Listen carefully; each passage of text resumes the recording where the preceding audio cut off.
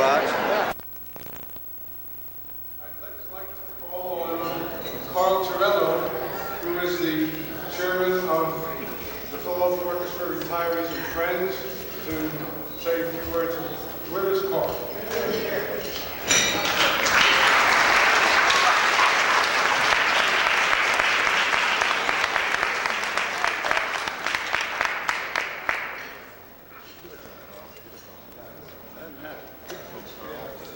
I didn't have it.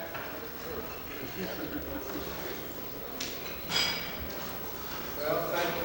And as many of you know, as a member of the bass section for 48 years, I retired in 82. So I would like to talk to you about our organization now, the Orchestra Retirees and Friends, commonly known as PORF. It was founded about 20 years ago by 7 retired orchestra members: Greenberg, Ariolanka, Henry Schmidt, Elsa Hilbert, Louis Gesselson, Joe Broden, and Tony Tomei. They were joined by a group of friends who made up the membership. Our board comprises of the president, me, the vice president, Lizzie Schwartz, the secretary, Sam Floor, a dedicated friend. Other board members are Joe Sanlarson, Harry Goradenson, Tony Tomei, Bob Harper, Mason Jones, all retired members, and Maria Drake, Martha Fernese, Raymond Brown, and Albert Singer, are friends of yours. Our aim is to improve the existing conditions in pensions of retirees, to maintain close relationship with the orchestra, and to try to have some social contact with friends of the retirees. As of today, there are 55 retirees. 39 are former members, that is playing members, 14 widows, and 2 staff members. This time, with the help of Mr. Kluger, we were able to reapportion some money. This money was obtained from supplemental funds, which have been given to 2 staff members and 2 guests. In other words, there is a fund from the association which helps to give extra monies to those who retire early and there isn't really sufficient to give them a decent pension. Most of you know this evening is made possible with certainly the help of the association. And I'd like to ask Joe Kluger if he would say a few words to us on behalf of the association. Applause I've gotten in the 3 years I've been here.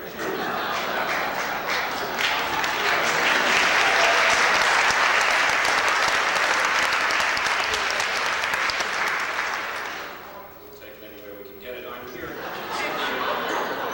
representing the Orchestra Association's new president, Ted Burtis, and our executive director, Steve Stell, both of whom unfortunately are out of town this weekend and very much regret that they couldn't be with us this evening. I'd like to take a moment to read a message that Steve Stell asked me to read to all of you. I send my greetings and apologies that a weekend conference in Los Angeles prevents me from being present at this year's dinner. I would like to extend my best regards to all our retirees being honored today, as well as to the members of the orchestra. We in the orchestra management are pleased to be able to co-host this social occasion each year, in which we pay tribute to those who have made the greatness of the Philadelphia Orchestra their life's work. We take inspiration from the dedication and love they have all given to make the orchestra the world-renowned musical organization it is. Thank you for all you have done and for what you represent to us. I'd just like to add to that one personal note. It was 3 years ago, roughly around this time, that I came here to Philadelphia, and this dinner was one of the first social occasions I was fortunate enough to attend. I was instantly, I instantly felt at this dinner 3 years ago, the warmth and pride that I think pervades this orchestra in a way that is unique and certainly in the orchestra business. And I'd just like to say on behalf of the Board of Directors and those of us on the staff, many of whom are here this evening, that although this event happens only once a year, it is symbolic of what we'd like to see as the philosophy of the Philadelphia Orchestra, which is that we are a family of people who, even though no longer actively performing, are still a part of us. And to that end, I'd like to encourage not only Seymour and Bill, who are recently retiring, but also to the rest of you who are no longer performing members, to let you know that the door is open, that we want you to come back and attend concerts to the extent that's something you desire, and if you ever want a ticket, please let us know. We'd like to maintain the contact with you and see that, hope that we get to see you sometime before next year. Thank you.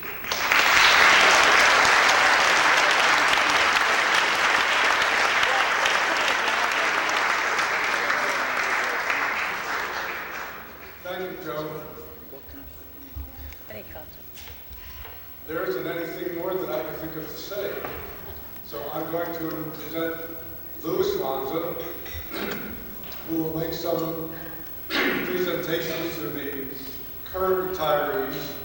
And he comes on like gangbusters, but I know him to have a very warm heart. And that's very good.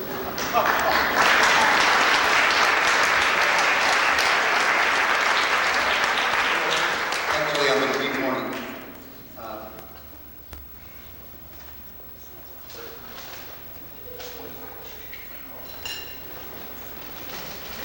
Some artwork in there.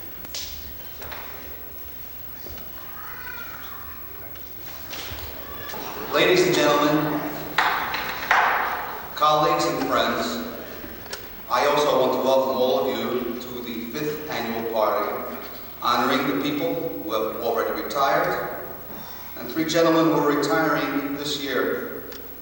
Joe Durian, Seymour Rosenfeld, and Bill Sapatelli, and they represent over 100 years of service to the Philadelphia Orchestra.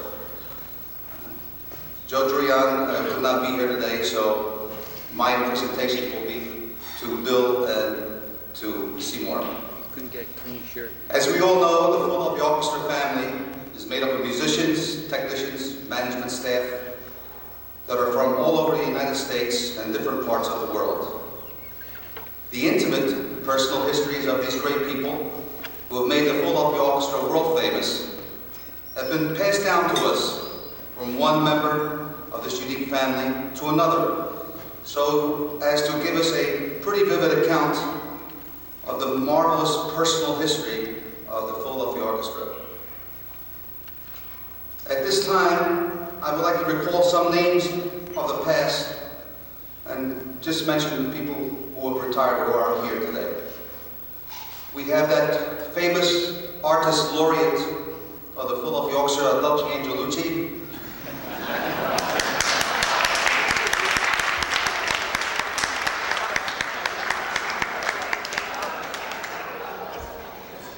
We're still asking us if he can do any of his artwork. I gave it up. We have Dr. Edward Arian, who's a retired bass player.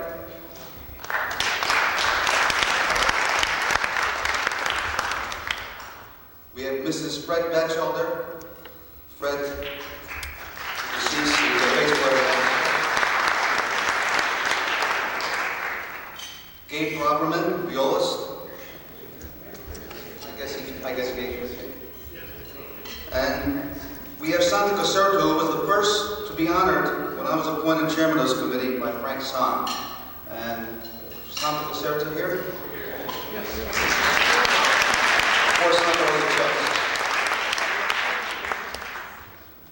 And I have my beloved violin teacher, Frank Costanzo.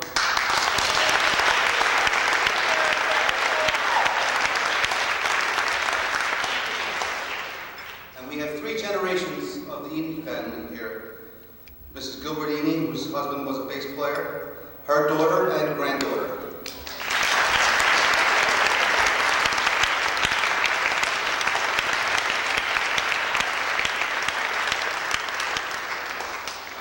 Of course, I also would like to add that I welcome Elsa Hilger, who was probably known as the First Lady of Orchestra Musicians, and deservedly so.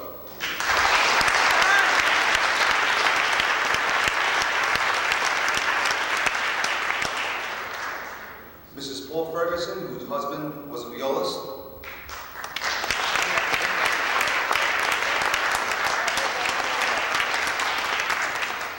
Mrs. Louis Gessensway, whose husband was a violinist and has a student, John Mueller.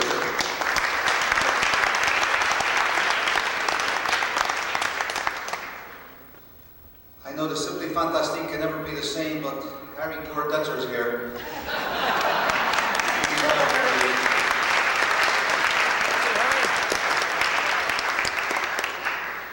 I don't believe I saw Willie Greenberg.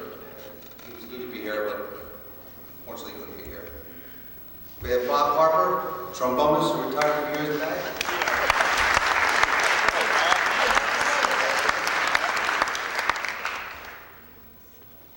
Our former first horn player, Mason Jones.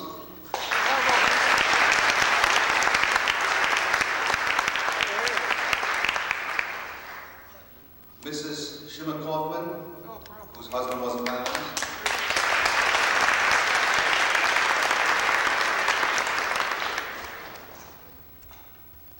One of my favorite piccolo players, although we have a very fine one in the orchestra right now, but still John reigns one of my favorites, John Krell.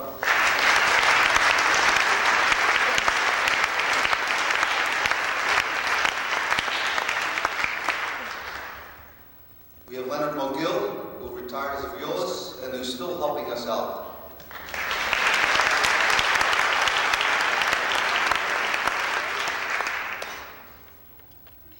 Charlie Morris, who's an oboist, who's retired a few years ago.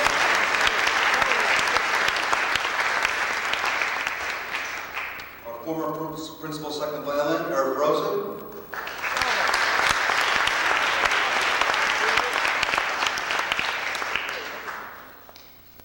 We have my old stand partner who joined the Full-Up Yorks at the ripe old age of around 16 or 17 years old, I recall which, Manny Roth.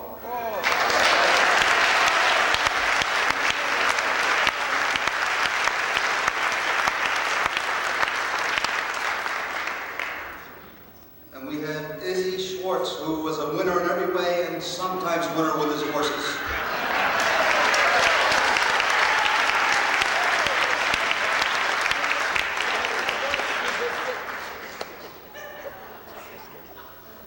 Mrs. Meyer Simpkin, whose husband was a violinist.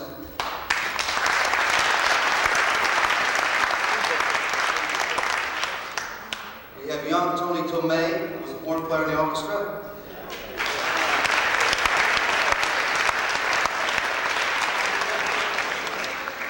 And we're honored to have the former mayor of the Philadelphia Orchestra, now it's taken over by Mary Penance, Abe Torchinsky.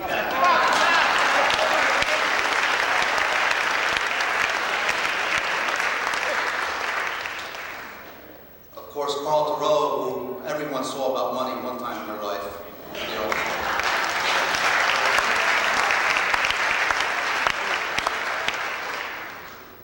And we have Joe Santolaci, who was instrumental in getting this annual affair started in the first place.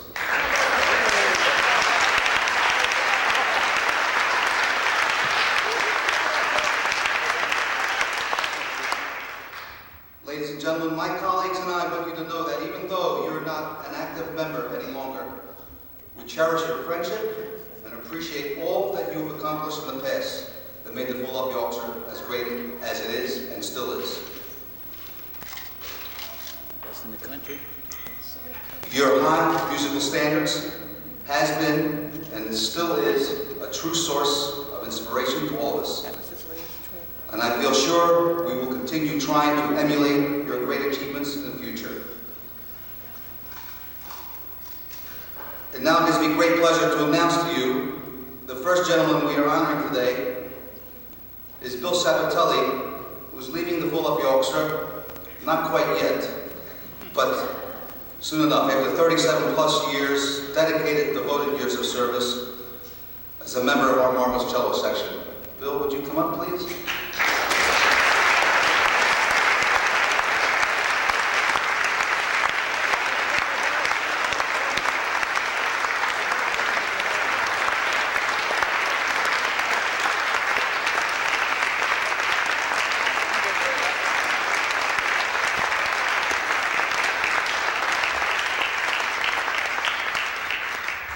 He said, go ahead and make the speech.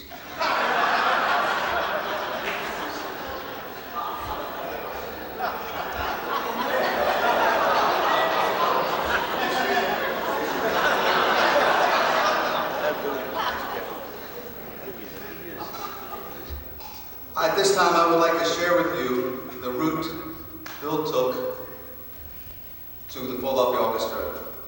Our dear friend and colleague, Bill, is a native-born South Philadelphian, although he did go to Central High School. Spoiled Bill, as a child, he had very few toys to play with. However, he and his brother Louis had an early introduction to classical music when they used their father's collection of old 78 opera arias as frisbees.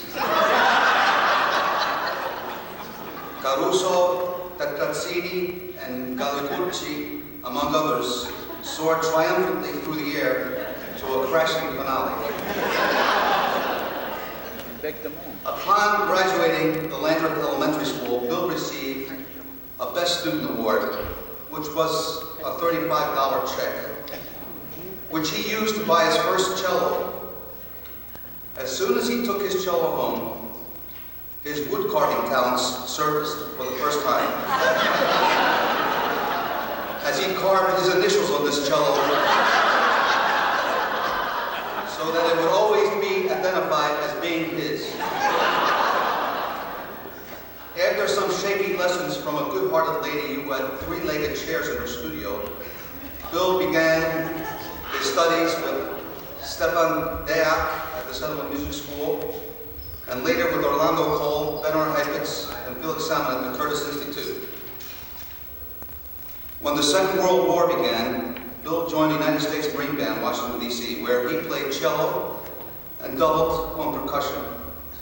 Among his friends and colleagues in Washington Marine Band at that time were Roger Scott, Mason Jones, and Joe Pasquale. And down the street was the United States Navy Band, and they were collecting an array of New York musicians: Oscar Shumsky, Bernard Greenhouse, Emmanuel Vardy, and Earl Wyatt. To quote Bill, they were all good soldierly company, one and all. While in the Marine Band, Bill found time to attend Catholic U, where, as Bill told me, he learned more than he cared to know about Gregorian chants. And also that monotones should not consider a career in opera. In one of his courses at Catholic U, Bill played a prank on one of his professors by using the cheese names, Gorgonzola, Parmigiano, Romano, as accepted names in the pantheon of Cremona violin makers. The professor never knew the difference.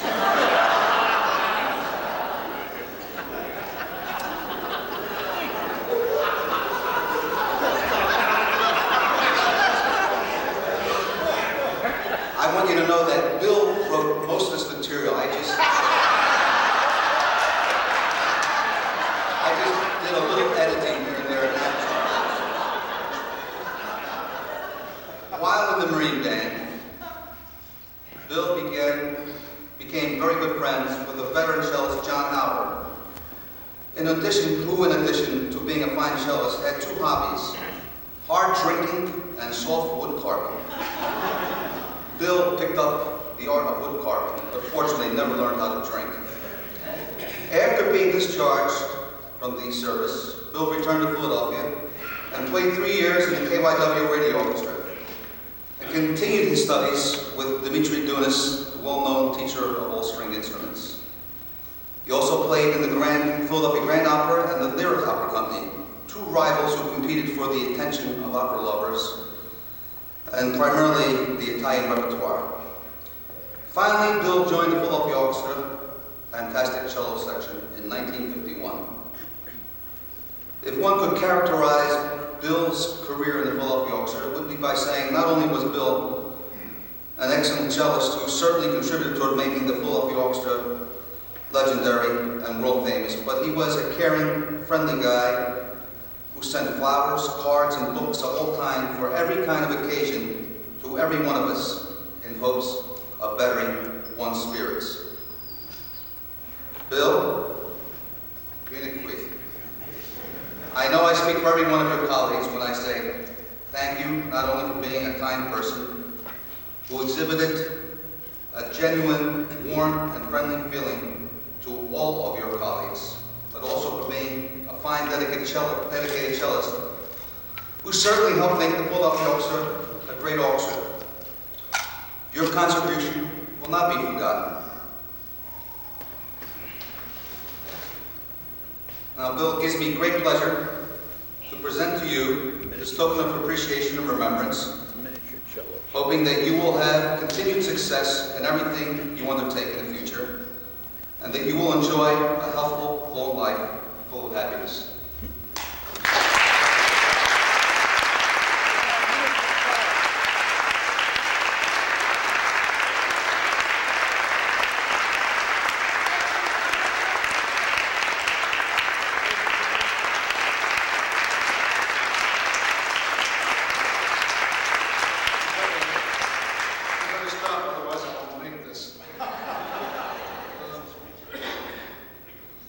Listening to Louis read this biography reminds me very much of the Nixon tapes. where the omissions, one would hope, are more interesting than what was heard. Well, they're not. It also assures me of two things. TV's This Is Your Life would never produce it, and the Book of the Month Club would never publish it.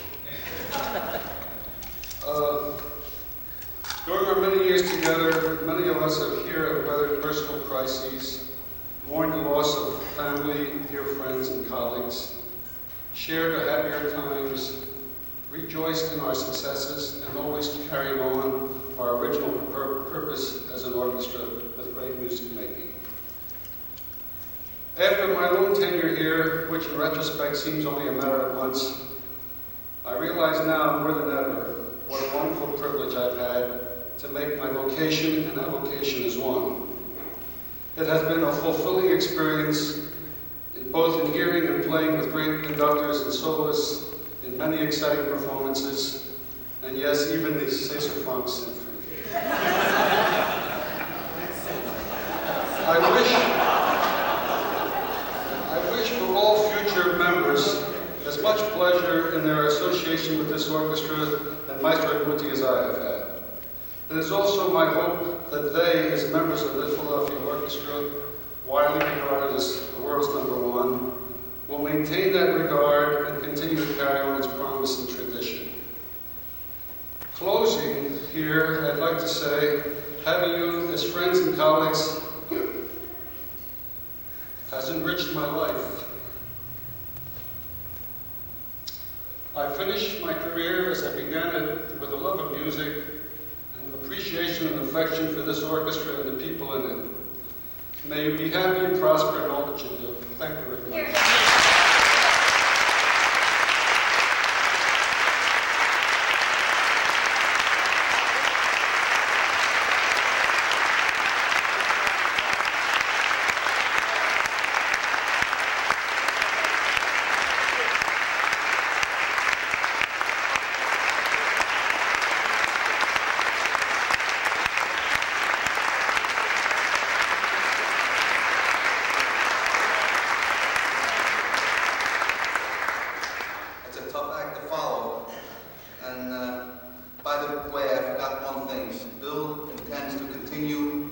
Fiddling, painting, and wood carving, but he wants you all to know he will not carve his initials on the 1706 John Baptiste Rogeri cello. gives me great pleasure now to announce to you that the second gentleman we are honoring today is Seymour Rosenfeld, who is leaving the Philadelphia Orchestra after 42 marvelous, fantastic years as a member of our incomparable trumpet section. Seymour.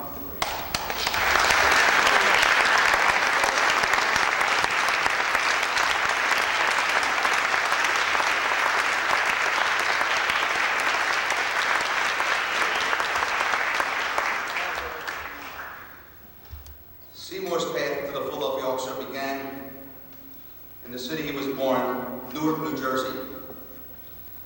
At age 13, Seymour studied with Max Schlossberg in New York and then with Ernest Williams.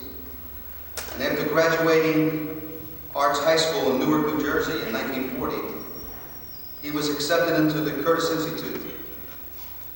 In the summer of 1940, Seymour was already exhibiting his great versatility on the trumpet by playing with Glenn Miller Dance Band.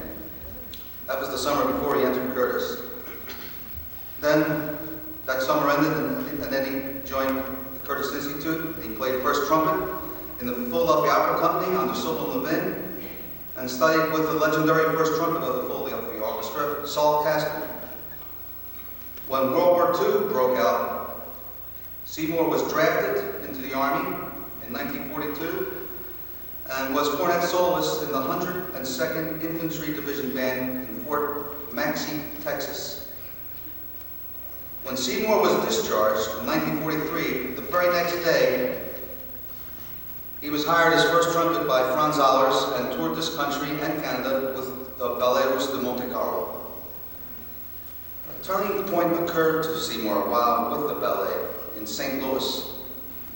Usually the host city would play the ballet. However, Seymour was asked to play first trumpet when the parts didn't arrive in time for rehearsal. This led to an invitation after the performances to accept the first trumpet job in St. Louis, as their first trumpet, Sam Krause, was leaving to come to Philadelphia. Seymour played 2 seasons in St. Louis. During the summer of those 2 seasons, he also played in the Robert Liddell Orchestra. Then in 1946, he auditioned for Eugene Normandy and was asked to join the Philadelphia Orchestra. Even between the jobs in the ballet, St. Louis and Philadelphia, Mr. Versatility Seymour played many Broadway shows in New York. Most well known was Call Me Mr. He joined the Philadelphia Orchestra in 1946 as 4th and assistant first trumpet, and eventually during his career played all the positions in the section until Gil Johnson arrived in 1964. A highlight of Seymour's career occurred when he, Gil Johnson, Abe Torchinsky, Mason Jones, and Henry Smith formed a very successful brass quintet with Joe Sanarlashi as the manager. And they proceeded to play many quintet concerts, including a number of recordings for Columbia Records, including the Torchy Jones pop record. They were nominated for 3 Grammys, and while participating with the Cleveland and Chicago brass ensembles, won a Grammy in 1969 for the antiphonal music of Gabriele. As a highly respected trumpet teacher, Seymour has also been adjunct professor at Temple University since 1958 and has turned out a distinguished list of players and teachers throughout the country and the world. And this is something not too many people can say. Seymour has been on every tour the Philadelphia Orchestra has ever made, except for the last one, last summer, the highly successful South American tour, because he missed it because of illness. But every tour the orchestra has ever made, Seymour has been on. I think that's a marvelous, enviable record.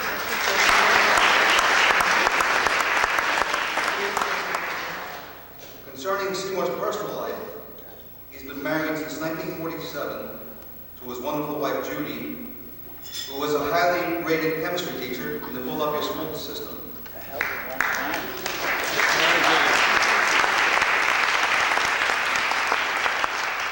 They are the proud parents of 4 professional children. His daughter, who is here with her husband, is a school teacher. One son is a realtor. One son is I beg your pardon, one daughter is a realtor, one son is an orthopedic surgeon, and one son has a medical PhD, and they have 5 marvelous grandchildren. Seymour, I know I speak for all of our colleagues and friends when I say thank you for not only being the great respected trumpet player and teacher who has thrilled your colleagues on a daily basis and thousands of people in audiences all over the world, but also for being a kind man who has earned the respect and admiration of everyone who knows you. You certainly contributed so much towards making the Philadelphia a legendary orchestra. And now it gives me great pleasure to present this token of remembrance and appreciation, hoping that you will have continued success in everything you undertake in the future, and that you and your family will enjoy a healthful, long life full of happiness.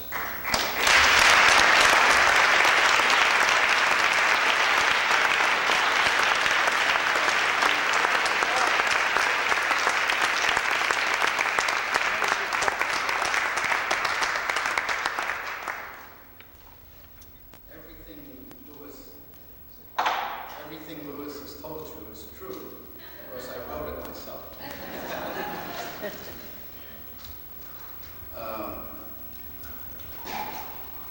I had a marvelous experience this summer with many parties and good wishes from everybody. And the Orchestra Association arranged to have me interviewed, and at that time I met with the interviewer and had a long conversation with him, and he took 45 years of my career and washed it down the drain, because at the time he made the interview, he referred to me as Feldman.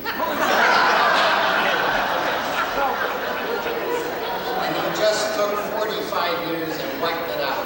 From now on, I'm no Feldman. I want his name up here tonight.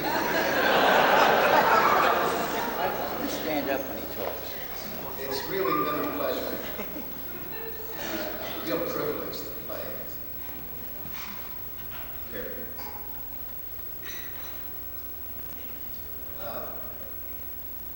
In July, Don McComas threw a party for me and invited the whole brass section for me. And I was very honored and privileged. And at that time, he said, every time somebody retires from the orchestra, you write a poem for them, which I did. And he said, this time when you're retiring, there's nobody around to write a poem for you. So I said, okay, I'll write my own. And I did. And I changed it a little bit. And I was requested by members of the brass section to repeat it now. And it's called Getting On With It. And it reads this way. For more than 42 years, I've played with this group from Philly to LA and even the Chicago loop. England, Germany, France, Italy, Russia, and China too. And many other countries in South America, even Peru. Things surely have changed in my more than 42 years. Every chair and every section. Sometimes with joy, and sometimes with tears. The conductors have come so many, I must say. Toscanini, Stokke, Walter, Tenstedt, Muti, and even Danny Kaye. My first 34 years, all those names to make music with, the mainstays here were Eugene Ormandy and William Smith. In these past so many years, it has been my pleasure and privilege to perform with my peers and continue our rich heritage. To try to make great music under pressure and duress, trains, flights, traffic, even the weather, sometimes a mess. But now here we are, colleagues and friends, to help my family and me see how this 45-year era ends. I hope for the future success of this orchestra, especially the brass. How can you lose with Roger and his torch and a new cute little lass?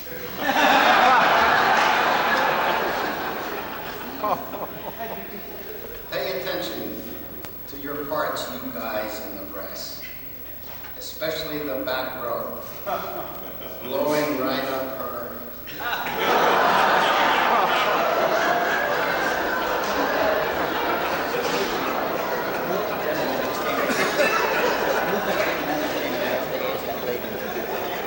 And now, while we're here, as assembled in mass, let me tell you how I feel. Free at last. Free at last.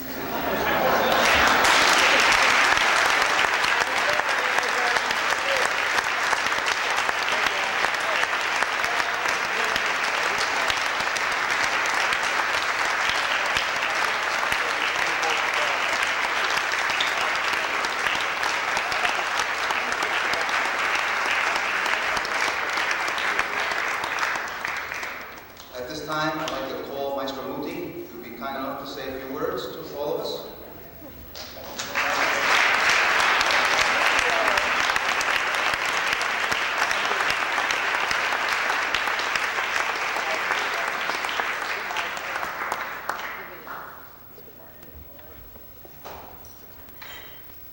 I know that Lou is a very fine player, but I think that he has a better future as a presenter and speaker. He's always, ladies and gentlemen, a very touching and wonderful experience to be with you in evenings like this. I heard through the entire evening speakers speaking about members and former members, members and former members. I don't like this distinction. For me, are only members of the Philadelphia Orchestra.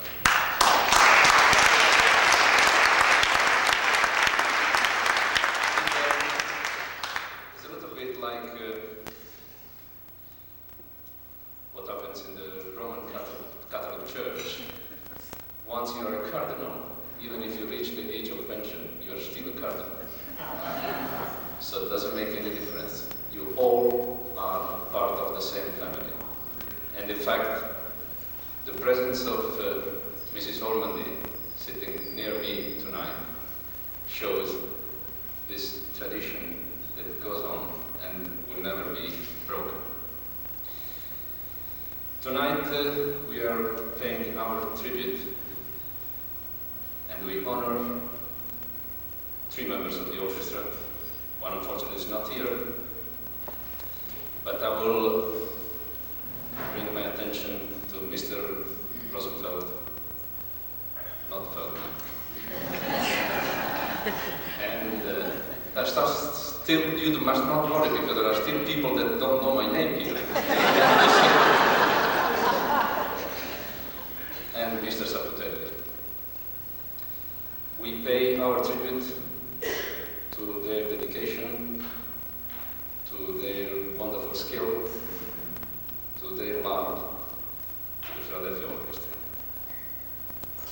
I enjoyed very much for several years having them playing with the orchestra, always attentive, always the highest standard. And fortunately, their work is in the many records that Maestro Orlandi has done before me and the records that I've done with you. But I would like to speak a little bit about these two wonderful people. I believe personally that you cannot be a very good musician if you are not inside a good person. That's my belief. I don't mean good like a priest. They are not good anymore. But good deeply inside. And I think that Mr. Rosenfeld and Mr. Saputelli are two wonderful persons. I enjoyed very much being in the wonderful house that Mr. Rosenfeld has near Saratoga, and I happened to meet his wonderful wife, and I know that they are very proud of their family, of their children. Mr. Rosenfeld very often spoke to me about the talents of his children, and you did fine because it's important that the father has pride in his children. But they are good because you both are very good.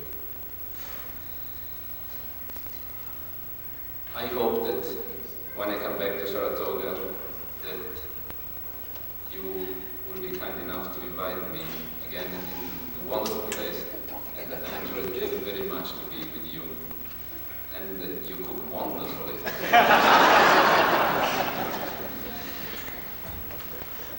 Mr. Saputelli, we know about your musical abilities, but I think that tonight has not been put enough the accent on the other talent that you have. Because, as you may know, Mr. Saputelli is a wonderful painter. In my office, I don't have many things on the wall, but I treasure one little painting that Mr. Saputelli painted. He didn't give it to me, I wanted it. And I treasure your work of art. Gives very much to me the flavor of my country. And your painting is like a window to my country because it has the right atmosphere of what is Italy.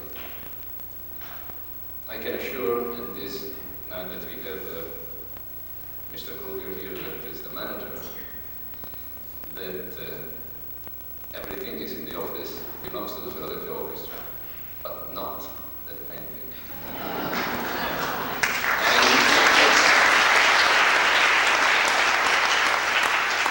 One day, when I will end my tenure as music director of this great orchestra, I will bring your painting with me and will be part of my collection.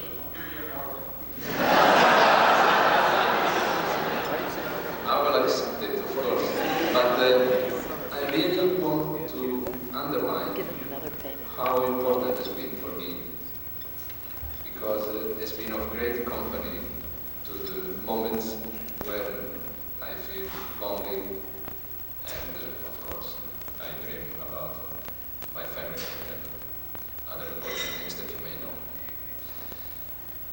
wish to both of you wonderful life. You are both in wonderful shape, but I don't want to say goodbye because, as I said at the beginning, you are part of the family, and I will be always very happy, and I'm sure that your colleagues will be very happy if you come back to share musical moments or moments of friendship together. And this I extend to all the members and former members of the orchestra. Thank you.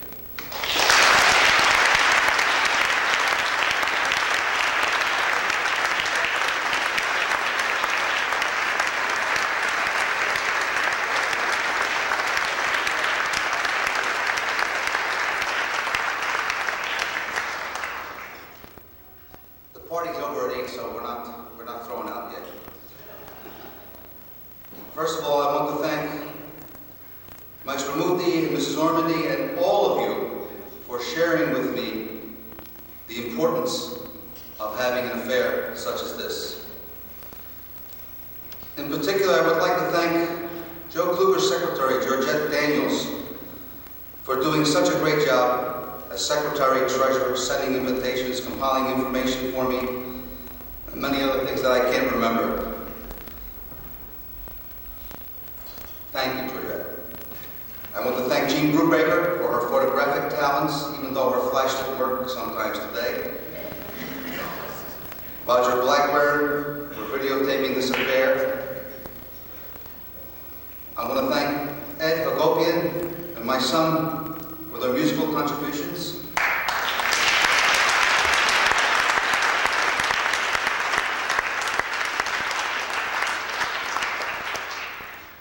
I want to thank Frank Sam for appointing me to this committee chairmanship, and my brother for sharing the idea of this party to begin with.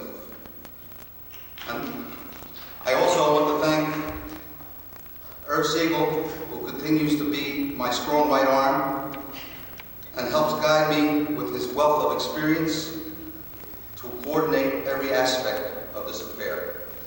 Thank you, Irv. And last and certainly not least,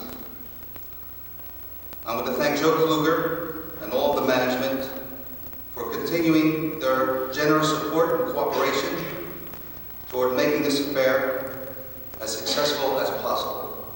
Thank you.